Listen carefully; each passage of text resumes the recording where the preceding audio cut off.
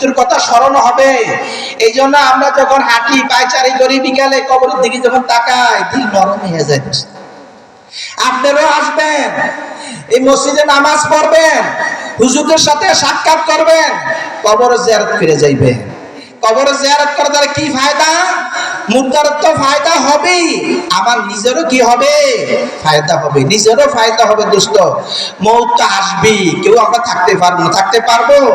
ইমানদারে সুন্দর করে, আমলটাকে সুন্দর করে, আল্লাহকে রাজি খুশি করে যে দুনিয়া থেকে যাইতে পারি, তাই না? জাগনা হয় জাগলো আফ লাকি সায়া তলে, হাসর তক সোনা ফরেগা খাকি সায়া তলে। দোস্ত, দুনিয়াতে এখন আসি আসমানের নিচে, এখনো সময় আছে আমার আমলকে ঠিক করার জন্য, আমার ইমানকে ঠিক করার জন্য, আল্লাহর সাথে সুসম্পর্ক কায়েম করার জন্য, রসুলের সাথে সুসম্পর্ক কায়েম করার জন্য, রসুলের প্রত্যেকটা সুন্নতের উপর আমল করার জন্য আমার এখনো সময় আছে। জাগে না হয় জাগলো আফে লাকি সায়া তলে, হাসর তক সোনা ফরেগা খাকি সায়া তলে। আরে হাসর পর্যন্ত, কিয়ামত পর্যন্ত এই চাপা মাটির নিচে থাকতে হবে, চাপা মাটির নিচে থাকতে হবে।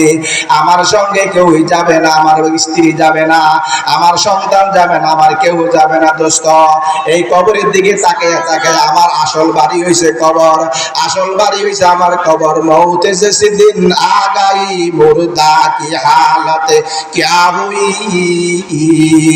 मौत जैसे दिन आ गई मुर्दा की हालत क्या हुई, रूह तन से उड़ गई मुर्दा की हालत क्या हुई।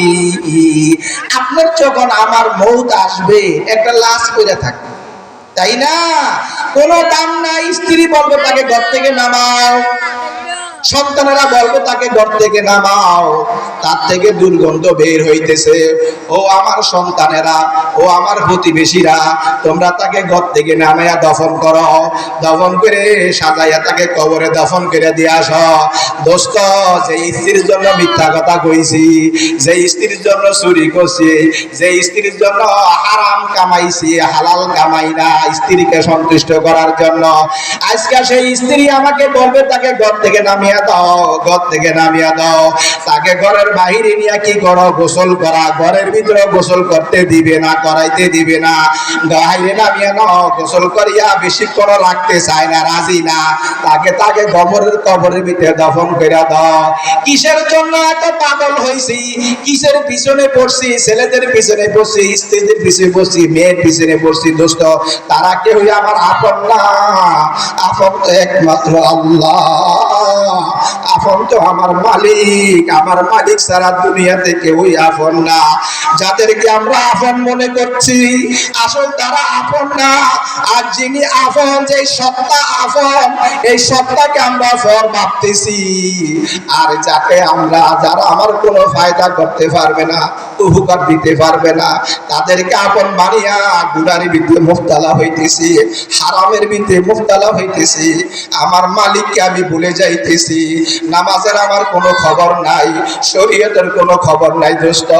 দোস্ত, মরার পরে অবশ্যই আমার ফুনকান্ন আল্লাহ পাকের সামনে আমার জবাব দিতে হবে। मौत जैसे दिन आ गई मुर्दा की हालत क्या हुई, रूह तम से उड़ गई मुर्दा की हालत क्या हुई। मरने वाला मर गई है, रखने वाला कोई नहीं, रोने वाला बहुत ही है, जाने वाला कोई नहीं, रोने वाला बहुत ही है, जाने वाला कोई नहीं। আমি আর আপনি যখন মারা যাব, পাশে বসে অনেকে কন্দন করবে, করবে না? নিজের স্ত্রী কন্দন করবে, মা বাবা কন্দন করবে, সন্তানেরা কন্দন করবে, প্রতিবেশীরা কন্দন করবে, সবাই পাশে বসে বসে কন্দন করবে। কতক্ষণ কন্দন করবে? কিছুক্ষণ পর আর কন্দন করবে না। কিন্তু আপনার সঙ্গে কেউ যাওয়ার জন্য রাজি হবে না। কবরে তো আপনাকে একা একই রেখে দেওয়া হবে। আপনার সঙ্গে যাবে, আমার সঙ্গে যাবে আমার আমল, আমার ঈমান। আমল আমার সঙ্গে যাবে, ঈমান আমার সঙ্গে যাবে। ঈমানটা কেন সুন্দর করতেছি না দোস্ত? যে ঈমানে আমাকে গুনাহ থেকে বাঁচাইতে পারে না, এই ঈমানে আমাকে কিভাবে জাহান্নাম থেকে বাঁচাইবে?